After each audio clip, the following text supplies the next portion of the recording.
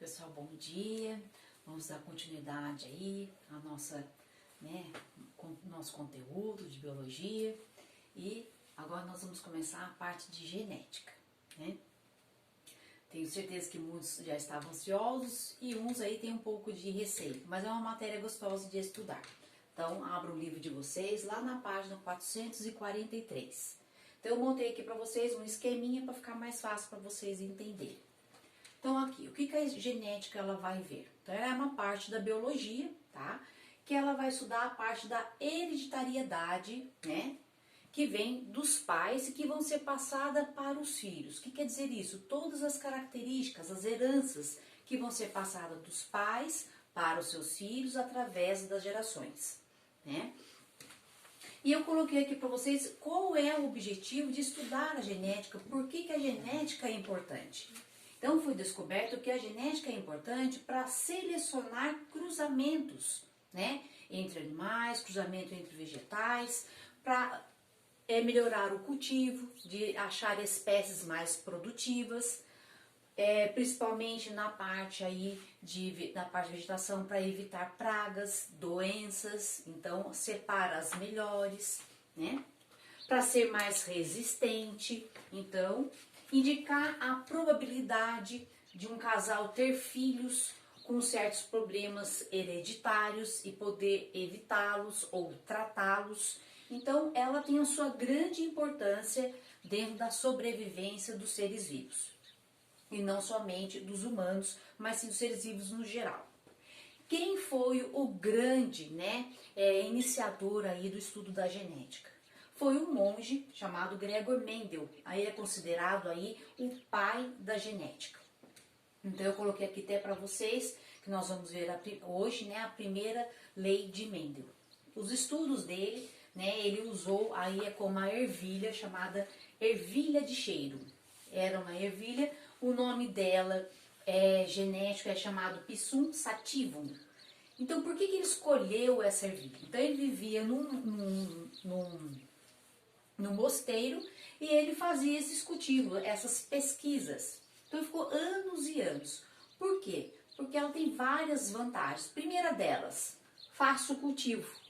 Então era ela de fácil cultivo. Então nasciam com facilidade e tinham muitas características bem peculiares, fáceis de ser descritas para a sua pesquisa. Então eu coloquei algumas delas para vocês. Produz muitas sementes, então era fácil para ele poder fazer o seu estudo hereditário. Reproduz por autofecundação. Eu vou mostrar para vocês que dentro do seu estudo ele precisava usar espécies que tinham facilidade de ter reprodução por autofecundação. Cor da semente, só tinha dois tipos, não tinha cor intermediária. Ou nascia amarela ou verde. Então era fácil para ele determinar em questão do cruzamento, depois que ele colocou como ser dominante ou recessivo, então ela tinha cor amarela ou verde. Forma da semente, ou era lisa ou era rugosa. Ele fez até um quadro, está na página 444, outras características relacionadas à parte do estudo dessas ervilhas. Cor da flor, a altura, e assim foi o seu estudo de anos. Infelizmente, o seu trabalho só foi descoberto após sua morte. O seu trabalho foi publicado em 1866, mas somente em 1900, ele já tinha falecido, Esses pesquisadores com trabalhos independentes descobriram através, de estudos, que quando eles foram fazer a parte do estudo genético, há 34 anos atrás, Gregor Mendel já tinha descoberto essas heranças hereditárias. Então, o trabalho dele já estava há muito tempo atrás, há 34 anos atrás, já tinha sido descoberto sobre as heranças hereditárias, só que estava escondido, estava esquecido, no meio dos seus estudos. Então, esses pesquisadores deram continuidade após muitos anos Gregor Mendel ter aí falecido. Então eu vou colocar para vocês um cruzamento e já vou estar explicando para vocês como que ocorre esse cruzamento. É bem fácil. Então, gente, eu coloquei aqui um exemplo para vocês entenderem como que ele fez esse cruzamento, como que ele fez essa pesquisa do cruzamento. Para ele chegar, né, no cruzamento da semente amarela com a verde, ele ficou pesquisando o cruzamento da semente amarela, o cruzamento separado da semente verde durante 6 gerações. Até ele entender, né, ela ficava se repetindo, né, originando sempre semente amarela, a outra sempre semente verde, para ele entender que aquelas sementes eram puras. Essas 6 gerações levavam em torno de 2 anos, para depois ele fazer o cruzamento entre as duas, para ele entender depois quem era dominante e quem era recessivo. Eu vou explicar para vocês sobre dominante e recessivo. Então eu coloquei aqui para vocês.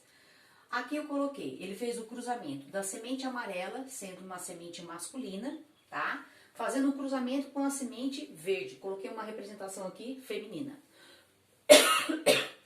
Essa representação que eu coloquei aqui para vocês. Aqui eu coloquei aqui, ó, o genótipo, como que eu represento, pode ser por qualquer letra, tá? Então depois eu vou colocar uma aula só dos termos que a gente usa dentro da genética, para vocês entenderem.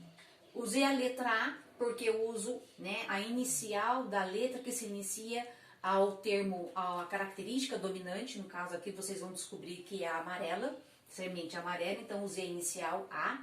Então olha aqui, ó, semente amarela, tá? Cruzando com a semente verde. Então no cruzamento ele descobriu que a amarela, ela é dominante, representada por 2 maiúsculas, tá? Então, vai se separar esses genes. E aqui a semente verde, né, porque é cruzamento, né, lembra de seres humanos que é a mesma coisa. Aqui, ó, na hora do cruzamento vai se separar. E ele descobriu que a verde, ela é recessiva. Então, foi feito o cruzamento. Esse primeiro cruzamento, né, feito uma fecundação cruzada, ele chamou de geração parental, a geração dos pais. O primeiro cruzamento. O que ele fez? Matemática, gente, propriedade aí, processo distributivo. Então, olha aqui, ó, o azão com azinho, tá aqui. O azão com outro azinho, está aqui. Pega o próximo, ó, que foi separado, tá? Separou gavetas. Pega o outro, cruzo com o outro, tá aqui. Pega o outro, cruzo com o outro. Ele descobriu que essa primeira geração aqui que surgiu, o que ela é? Ela deu 100% amarela. Então, essa geração a gente chamou de híbridos, tá? Por quê? Embora carregue, tá? Aqui, ó, o genótipo de verde não manifesta a característica do verde. Ah, mas sumiu. Então, nós vamos ver o que aconteceu com a característica verde. Então, ela carrega, mas não manifesta. Então, eu chamo de geração 1. O que ele fez para continuar a pesquisa dele? Para entender o que aconteceu com essa característica da semente verde. Então, o que é isso daqui? Eu tenho azinho, então ele continua sendo dominante, mas agora não é mais homozigoto, agora é heterozigoto, tá? Diferente, tá? Ele fez uma autofecundação. Pegou 2 aqui e autofecundou, né? Escolheu e fez uma autofecundação com esses 2 para descobrir. Então, fez novamente, tá? Separou os genes, né? Os gametas. Então, aqui, ó, azão com outro azão está aqui. Pega ele, cruza aqui com o outro aqui. Tá aqui, ó.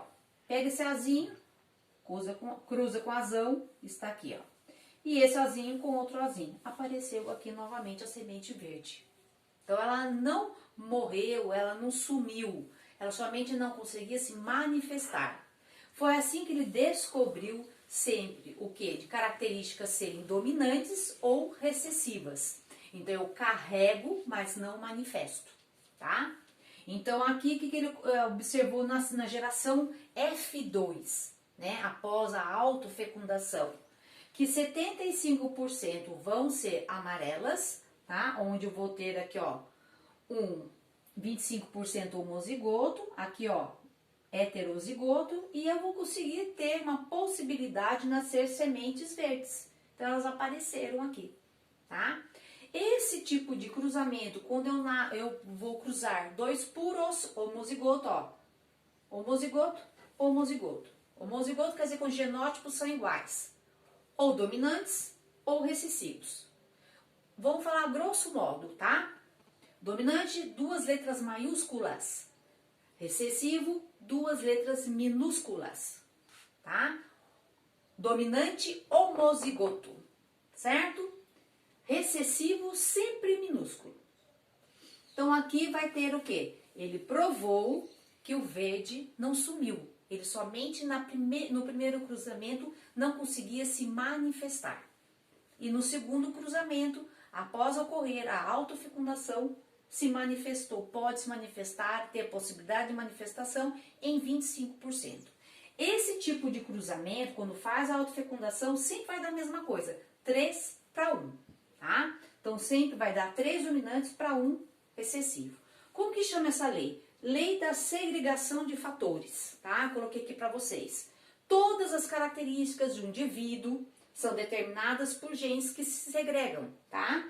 Separam-se durante a formação de gametas, sendo que assim pai e mãe transmitem apenas um gene para os seus descendentes. Não mais que isso, tá certo? Eu espero que vocês tenham entendido. Vou passar mais exemplos para vocês e vou passar para vocês aí todos esses termos que eu estou falando para você. O que é homozigoto, o que é heterozigoto, o que é genótipo, o que é fenótipo.